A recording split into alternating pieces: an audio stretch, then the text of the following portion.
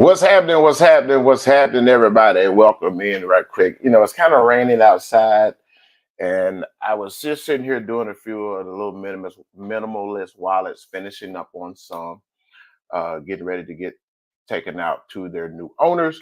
And I was coming across my Instagram page, uh, and we had some questions that was on there. So just to let you guys know, I do check my messages, and I'm going to start responding to those in a quick uh, little video, so you guys can have that information.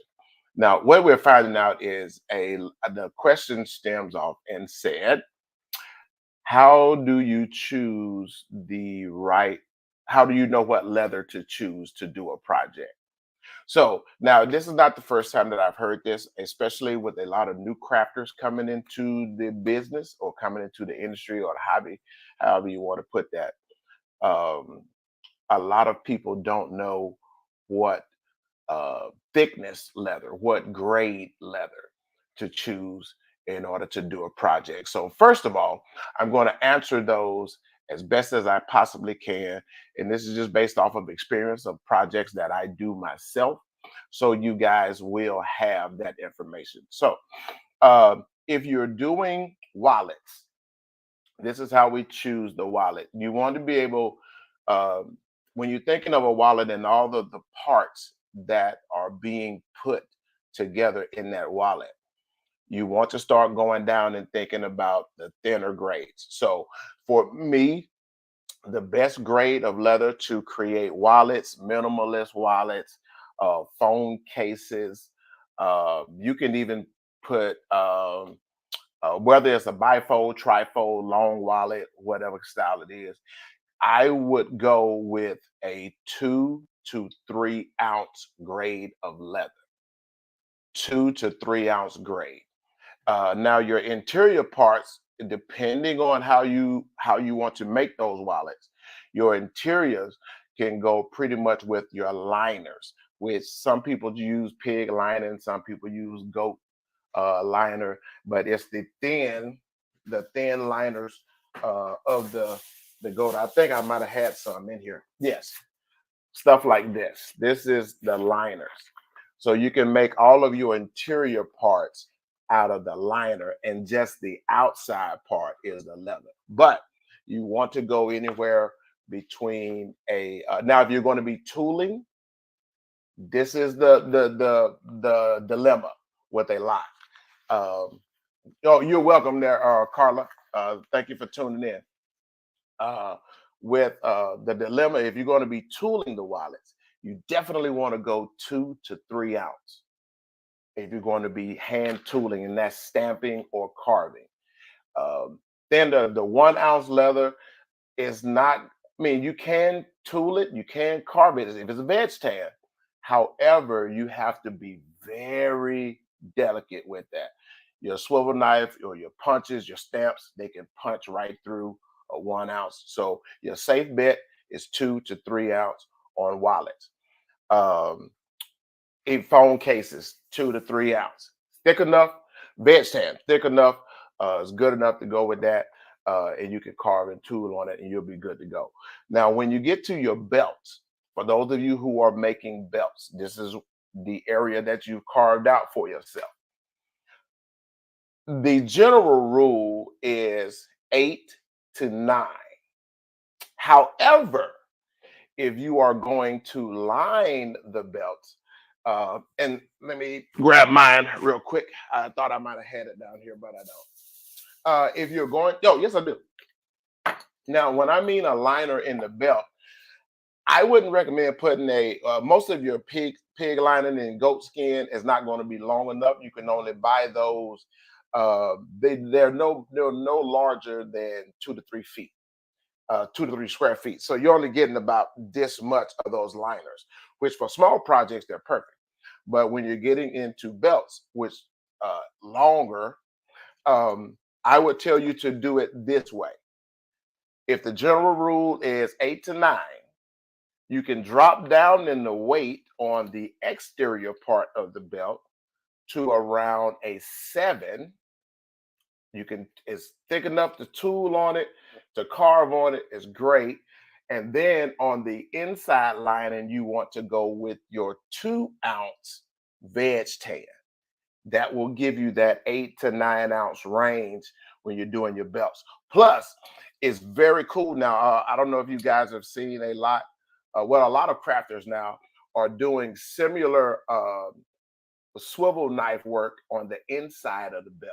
Now, that can only raise the value of your belts if you're doing that. However, I don't do them all like that. It depends. But this belt is about 15 years old, and this is my everyday wear.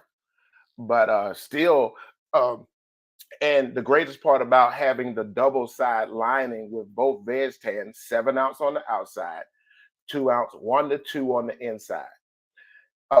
So when they condition the belt, they can oil both sides of the belt and it holds up great. So, but you can put your belts together with just regular 8 to 9 ounce, and it'll just have a raw side on the inside if you want to choose to do that. But if you want to make your work really crisp and clean, go with veg tan lining on the inside. Now, if you guys are getting into holsters, if you're going to be making gun holsters, same principle applies. You want to go with the general 8 to 9 ounce outside. And if you're going to be lining them, same principle as the belts, because you got to think you want your holsters to hold up, especially for the price that you're going to be marketing them at. I think I did in another video. If you guys are going to be hand tooling holsters, now this one here is for a small compact, semi-automatic or 38. I wouldn't market these holsters if I was you guys. This is just a suggestion. You can check around and see what other leather crafters are charging. But for a small compact, this is outside the waistband because it has a clip, or it can be a left hand inside the waistband. I wouldn't go any cheaper than 135 on these because you're making the. Here's the thing about leather, family. Leather will last a long time, a long time. So unless you have a customer that just and you might come across those, just like belts. Let's go back to belts, for instance. Some of them want an everyday wear belt, some of them want a casual belt, some of them want a dress belt. But when these customers come to you, they aren't coming back for a long time. So this is why leather crafters charge so much, not just for the craftsmanship and all of that. That's all great. But those customers are pretty much, you won't see them again for a long time. At least, like I said, I've had my belt for at least 15 years. So when you think about that, don't undervalue your work. Now with holsters, small compact 135, your larger holsters, you can market these up to 175, but still the same principle applies. 8 to 9 ounce weight. Now you can go with a raw finish on the inside, but to increase the value, um, unless you now you let me say this: if you're not going to put a lining on the inside of your gun holsters, definitely invest in you some gum track and a glass slicker so you can slick those fibers down on the inside. You don't want to scratch the weapons. That's why most of us go with a liner on the inside so it doesn't scratch the weapon, especially when you're attaching clips or a retention strap, so you don't have to have that snap scratching the weapon. But now, for some of you who got there, who you getting up into the bigger, larger stuff like saddles and things like that, you definitely going to go from 11 to 13. Again, the bigger the weight, the heavier, the thicker the weight, the easier it is for you to tool and work with. But that's the general rule, ladies and gentlemen. Small projects, 2 to 3 ounce, and those are even down your minimalist wallets. They'll fall right into that category with your bifolds, trifolds, long wallets. 2 to 3. Purses is going to get anywhere from 3 to 4 ounce if you're not using a bag stiffener. Now you can also get that from wherever you're getting your material from, but I don't use a bag stiffener in my purses. I just double line everything. So, and that makes that purse, it keeps the body in the right form. So I have one right here I'm working on now. This is going to be a small purse, but this is 2 to 3. And then when I line it, I'm going to line it with a 2 to 3. So it'll give it the stiffness that it needs in order for it to function and to not break down. Hope this helped you guys out. Keep the questions coming in. I will answer them as best as I can and give you exactly what I know, because I want to see you guys make it in this industry. We need more leather crafters out there. So keep tuning in. If you haven't subscribed to the channel, please like and subscribe to the channel. And don't forget to hit the little bell so whenever I do these videos, you'll receive a notification to tune in. Thank you guys for tuning in to Premier Leather Crafters. I am the Leather Cowboy right here in the Dirty South. Keep crafting. Peace.